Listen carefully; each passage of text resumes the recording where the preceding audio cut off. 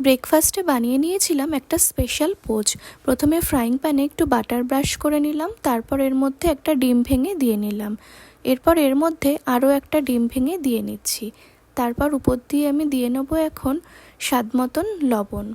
তারপর দিয়ে নেবো এর মধ্যে একটু গ্রেটেড করা চিজ, যাতে টেস্টটা আর একটু ইয়াম্মি হয়। এরপর উপর দিয়ে দেবো একটু চিলি ফ্লেক্স। আর এরপরে আমি খুব মিহি করে পেঁয়াজ কুচিয়ে নিয়েছি, আর পেঁয়াজের মধ্যে একটু লবণ মাখিয়ে নিয়েছি, সেটা উপর দিয়ে নিলাম। এরপরে দিয়ে নেব খুব মিহি করে কোচানো টমেটো। এগুলো সব একে একে দিয়ে দেবো। খুব বড় কাটা যাবে না, তাহলে টেস্টটা ভালো আসবে না, এরকম মিহি করে কুচিয়ে দিতে হবে। এরপর দিয়ে দিলাম ধনেপাতা। তারপরে চোখটা বানানোর জন্য দুটো গোলমরিচ ইউজ করেছি। আর এই হলো ফাইনাল সেই স্পেশাল পোচের লুকটা। তোমাদের রেসিপিটা কেমন লাগলো আমাকে কমেন্টে জানিও।